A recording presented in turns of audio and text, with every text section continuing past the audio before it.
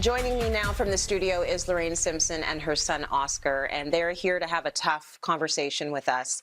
I just want to warn everyone watching, this content may be triggering for people who have dealt with addiction-related issues, so please take care. In Canada, it's estimated that approximately 21% of the population, that's about 6 million people, will meet the criteria for addiction in their lifetime. These are our family members, including Oscar's brother and Lorraine's eldest son. They are here to bravely share their story about the impact addiction can have on entire families, in the hopes of giving hope to other families going through a similar struggle. So a big thank you, Lorraine and Oscar, for sharing your story with us today. I wish I could be there with you in studio. Lorraine, tell us about your eldest son and his addiction. Well, he is primarily an alcoholic. That is his drug of choice, if you like. And he's been addicted for a very long time. We have had him into all kinds of rehabs. We've had some great rehabs, stayed there for 8 weeks and come out and immediately back on the bottle within a day, Tracy. I mean, done all the work, you know, the detox is really difficult. It's not a resort in any way. And getting rehab space is very, very difficult even at the best of times. So, you know, it's been a long process of trying to get him different kinds of help. And as he's gotten older, it's become more and more difficult. And then, of course, the pandemic hit. So right before the pandemic, he'd been doing okay. And he lost his job because of the pandemic. He's a chef. So he lost his job because of the pandemic. So then he got another job, lost it because of the pandemic. Came back and decided to come and live with us, which Oscar agreed to having him come and live with us. His family, you know, it doesn't matter on your age, his family. So came to live with us and was doing okay. I mean, everything was good. And there were no in-person meetings. There was very little resources because everything had shut down. So there was very little way of getting him any help. He needed rehab again because he got back into the swing of the addiction. He needed more help. So we ended up driving him to a rehab that we found. And of course, he played me like a violin. Within a couple of days said, "Mum, this is a really dodgy place. You got to get me out of here. It's filled with criminals and people are stealing my stuff." How much of that is true, I don't know. But of course, I'm the mum, you know. I take it all in and I go, "Oh, my poor baby. I'm coming right now and I'm going to come and get you." He's done so much to damage us during his addiction. And then there are these moments of lucidity when he's amazing. But as you sort of worry about it because, I'll give you an example. I'm selling my house at the moment. And outside the house, when I was just leaving to get out, having, you know, made the beds and made it look like we don't even live in the house, there was a police car parked outside the house. And I go, "Oh gosh," and he's sitting in his car. And they do that, you know, we've had the police many times. He's sitting in his car, he's coming to tell me bad news. So I go running up to the car. "Are you coming? Are you looking for me? Is something wrong?" "No." "Well, why are you here?" "I'm looking at the house." Oh, okay, that's fine. Okay, so you just panic, you know, you have this preset mind that he's still your baby and that really.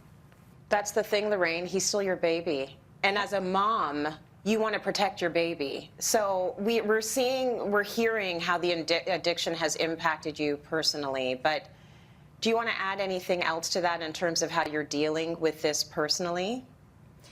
Yeah, I mean, in the end, last year, in the middle of the pandemic, when all this was going on, we'd given him inches, he'd taken miles, he was still drinking, he was taking advantage, and he had a massive bender and smashed everything up, smashed house, smashed doors, smashed walls, smashed TVs, scratched every part of my car, every piece of my car.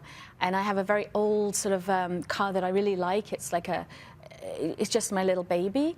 It's not worth much, but he scratched every piece because he knows I like it.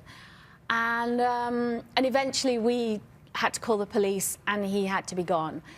And since then, I worry every single day that I will get that phone call that will say something's happened, and it's not. As a mother, you don't want that phone call, so I keep my phone on. I don't sleep well. I worry that that phone call is going to happen in the middle of the night, how it's going to affect us as a family. And you know, you have, you know that it's not who they are, it's the choices they're making. You don't see the good all the time when you see the addiction, you know, because the addiction is what causes what happens.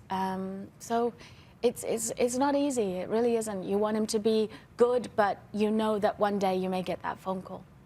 It's not easy for you, and it's not easy for Oscar. And Oscar, you've been through a lot as well, and you're in a different position as the brother. How has this impacted your life, and how do you feel about your brother?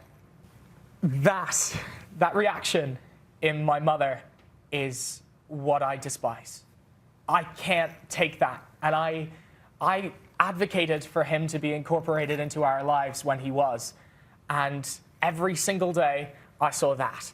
Because regardless of how he is as a person and the detachment between his addiction and what is actually left of him, he still imposed that upon Mum.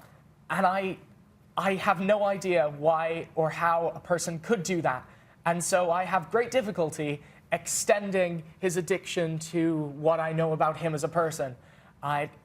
Something I've learned recently is that the longer you're addicted, the more dependent you become on a substance, the less of you exists, right? And that's something that's been difficult for me to come to terms with. Time heals all wounds, and he's been gone for a while. It's been a long time that I've had to think about it. But I tell you what, whenever there's a mysterious shadow outside in the hallway, I think it's him. And I know full well he's coming for me, and it takes a while for that to go away. No one has ever been able to put me in a position of thinking I am the smallest person in the room as well as he has. I had so many horrendous experiences with him that it's difficult for me to sit here and say that he's just a person struggling with addiction.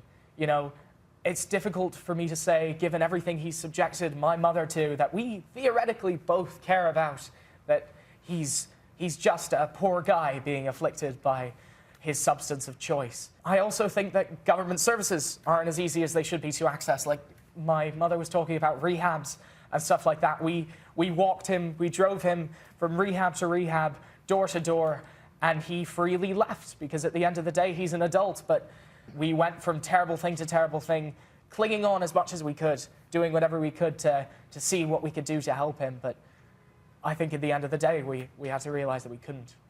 And that was hard. I just want to take a moment to validate both of your feelings, because Oscar, I feel the rage. I get that. I understand. Absolutely valid. Lorraine, I feel the love and the connection and the fear. Absolutely valid. So my next question for you is, you know, what's your message for other families that may be having a similar experience with addiction? We're talking about millions of Canadians right now. What can you offer to our viewers? For me, it's don't give up. You know, there has to be a way, some way. I never accept no. I push and push and push, and I'll just go to the ends of the earth. And also, if you are seeing this happen in another family, you know, you don't ever know really what's behind closed doors and what's going on. You know, you see the rah-rahs with me going around the world going, ah, ha, ha, ha. There's often a story, and everybody has a story. But there are not enough resources for adults here in this situation. There's not enough help for people. And we need to really keep going and keep pushing our government to have these messages heard and to hear us and to understand that we need more help for adults and for people with addiction, and also families dealing with it. Because for me, I feel very guilty, but that guilt, it's not my fault. And I think people have to understand, and you have to really get it through to your own minds, is it's not my fault. It is not, I haven't done anything wrong. It is not your fault.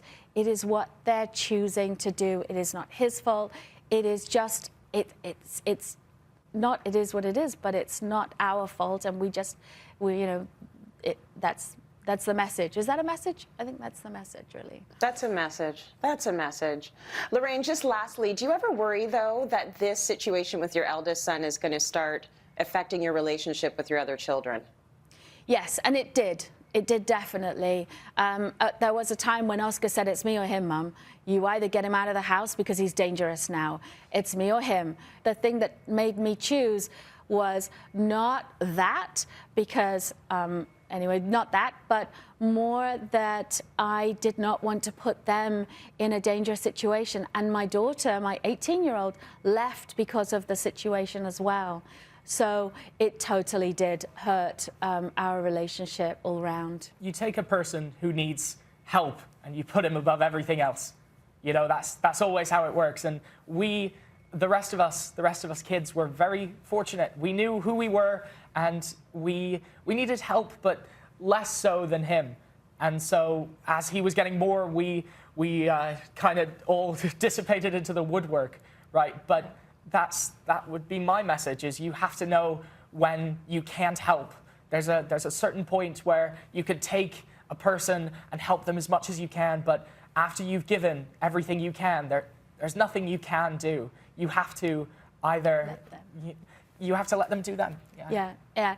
And just as an update, he's at the moment existing quite okay, got a full-time job, and living with addiction, but functioning as far as we know. I get mixed phone calls. Some phone calls are good.